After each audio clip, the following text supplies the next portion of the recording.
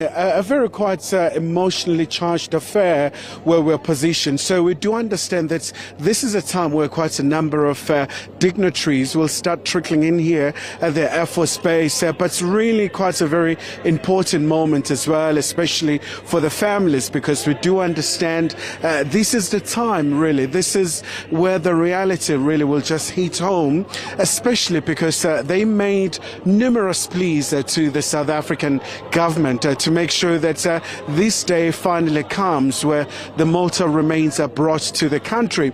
But obviously, Nazi, this moment really, there has been a number of steps where we're seeing today. We've seen a number of meetings being held in a number of capitals where the leaders from the SADC region, you go back to 2023 in Windhoek when the SADC leaders took all that important decision for the deployment of SAMIT DRC to join their counterparts, of course, from the UN mission, that is MONUSCO, to be part of the mission to stabilize the restive parts of the Democratic Republic of Congo, an era really that United has been facing the challenge of insecurity for a number of years. I mean, it goes back to the very remnants of the genocide in Rwanda in 1994, but also the tension as well around the ethnic groups around that particular area. But as you know, I mean, that's a very rich part of the DRC in terms of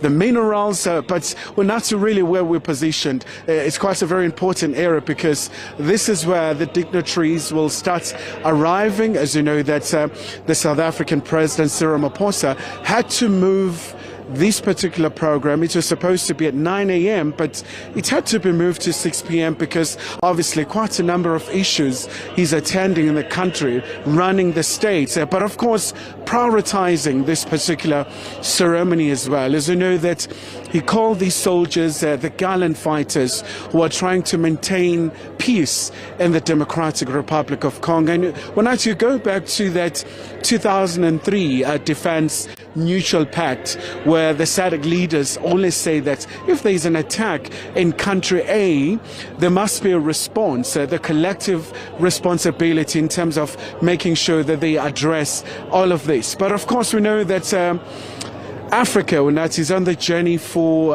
around development, it's a very key issue. So peace and security is very, very key in that regard. But most importantly, Unati, we know that a lot of calls have been made around the ceasefire in the eastern parts of Congo. We saw where the M23 had a unilateral decision where they had a ceasefire, but of course it was really short-lived because after a couple of days we saw the skirmishes just breaking out. So by all means, Unas, it's going to be a very important occasion for these families as they seek closure. But we do understand, Unas, it's going to be quite a process in terms of the verification and making sure that they identify these bodies. But of course, Unati, I'm not really by myself here. It's a wall-to-wall coverage from SABC. Now let's hear from my colleague Criselda Lewis what she has from her side. Criselda, what's happening from your end?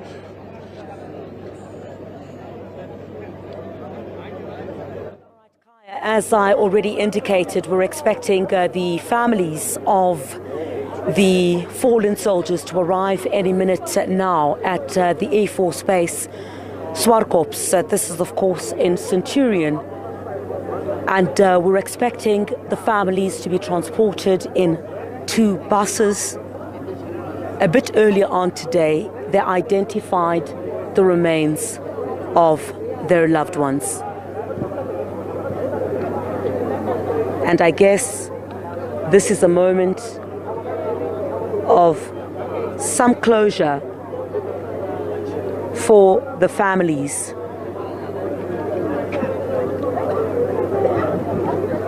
Who've been waiting. It's been a painful wait for these families to receive the remains of their loved ones. We've not yet seen an official program at this particular stage, but of course proceedings will be led by the Commander-in-Chief, President Cyril Ramaphosa. The Defense Minister, Angie Motshekga, also expected to be part of the proceedings here today. But the families, of course, the most important. This handover ceremony for them will signify the moment that they receive the remains of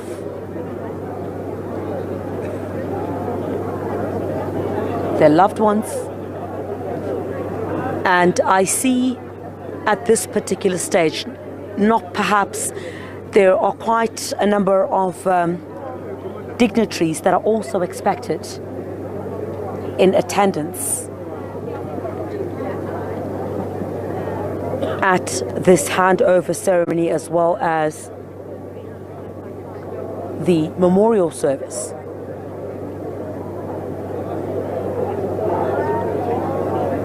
The expectation is also from these families wanting to bury their loved one. But support, we do understand, has been given to these families from the point of the announcement of the death of these soldiers. When that news breaks to their families,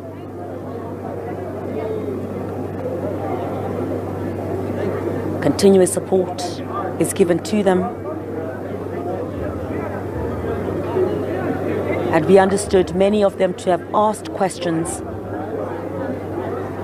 about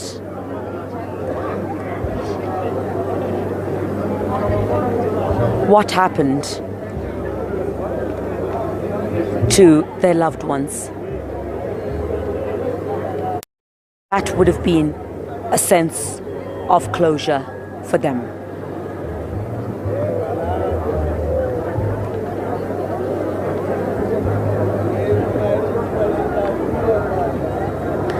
If you've just joined us here on SABC News, this is live coverage of the official handover of the remains of the 14 fallen soldiers to their families back on South African soil.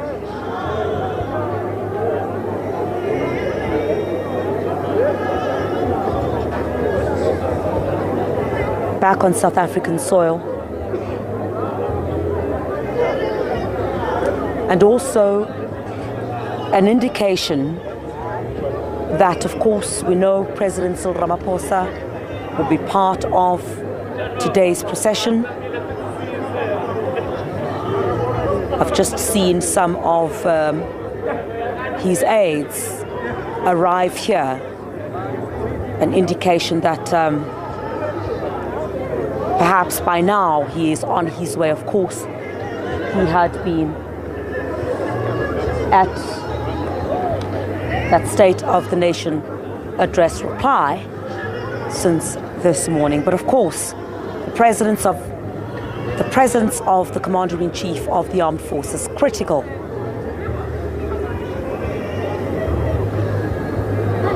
And the families would see that as an important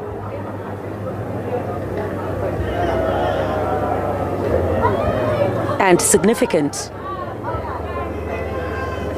in thanking these fallen soldiers for the contribution that they have made towards peace, stability, and security on the continent.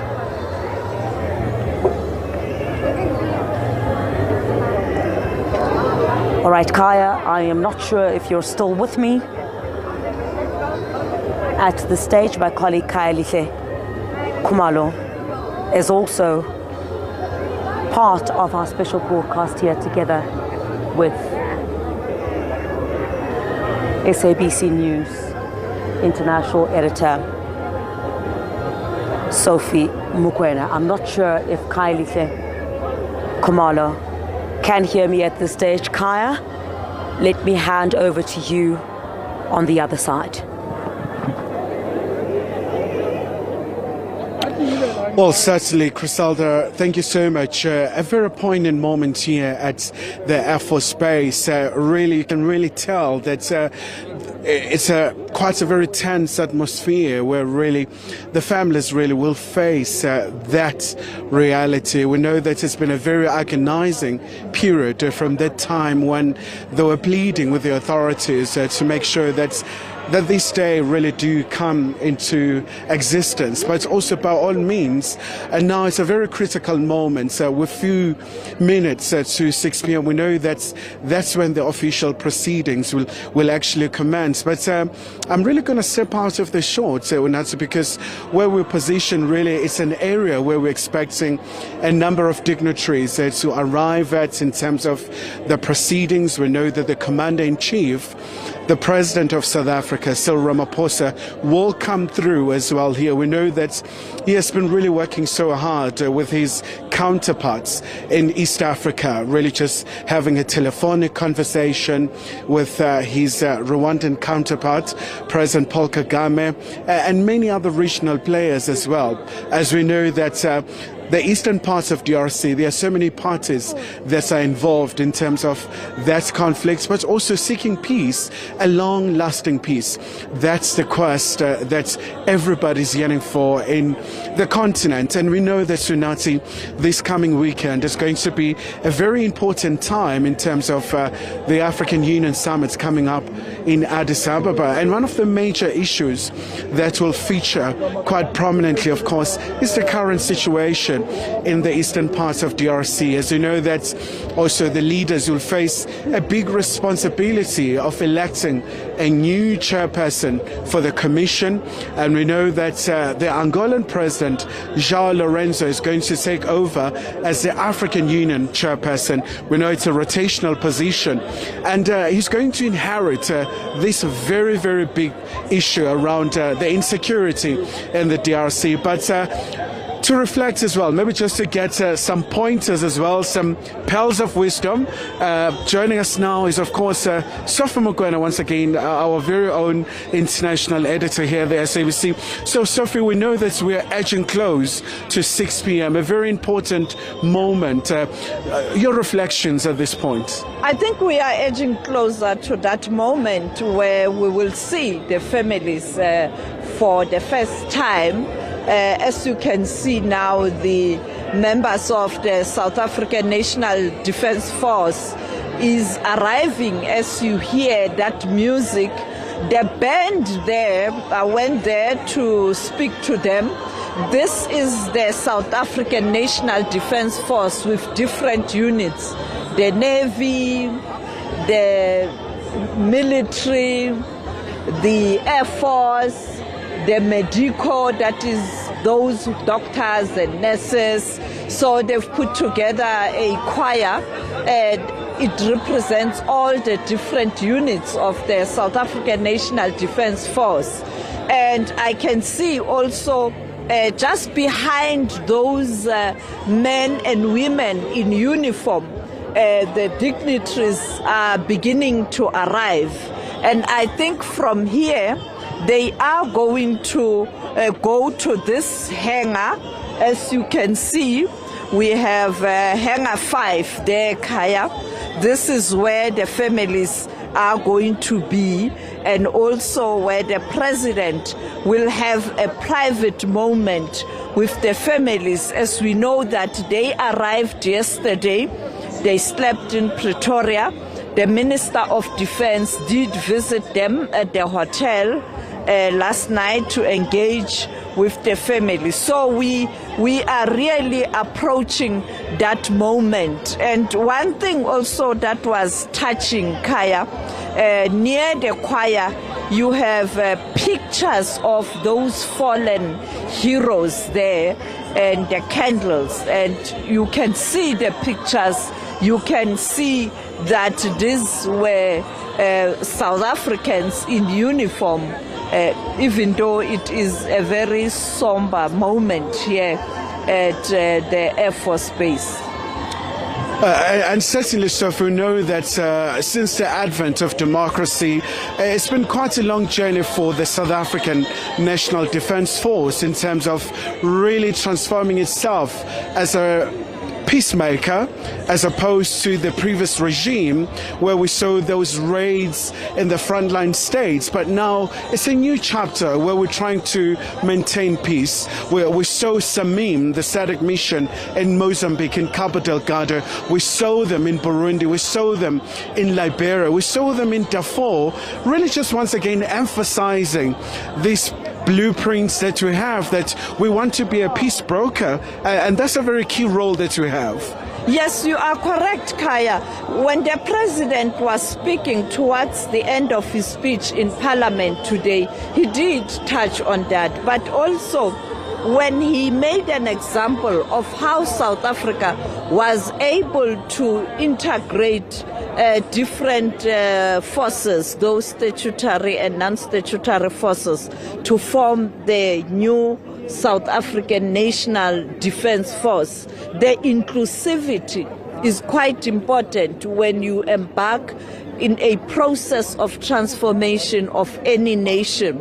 If you leave certain people behind, you will always experience instability. So I think on that front, South Africa was able to integrate the forces, and therefore we haven't seen the South African National Defence Force behave in the manner that's questionable in relation to defending the democracy. I just want to make one big example that people might have forgotten, or perhaps young generation were not ready to consume that content at that time. You would recall when the former South African president was recalled, the senior personnel of the army went to him to say, but this is a coup. So what must we do? Because our responsibility is to ensure democracy and to defend the flag. As our commander-in-chief, Mbeki said, no, go back. I will assist my party, the ANC, to do things in a right way. So that moment, they engage him to get clarity whether what's happening at that time, was it a democratic process, and how does a country ensure that this is done in a democratic way? When we saw the second recall, South Africa had then had experience in terms of how do you ensure that all the institution of democracy, even when the president is recalled, do hold. And it's something that we don't often talk about, how the South African National Defence Force just kept to their responsibility and didn't entangle themselves in the politics of the governing party on two occasions. And also, one thing that we tend to forget, they had their forebears who perished during SS Mendi, who taught them to behave in a particular manner. As we know that at that moment when that ship was sinking, they prayed and they accepted their fate. So still, again, being disciplined, even though at that time they were not the formal force. So South Africa has come a long way, and now sharing the expertise with the continent is what is happening. That's why the president last week in Tanzania said to all stakeholders there, look, even ourselves, we had to sit down with our enemies and to find a better way to ensure that we have a democratic dispensation And I think you, Congolese, must take leave from that lesson.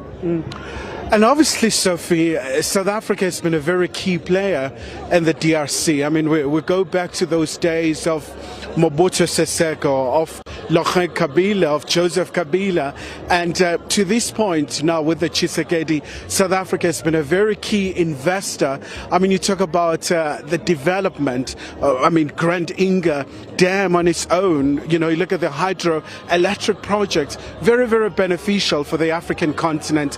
And I suppose to get to that point, peace and security is incredibly important.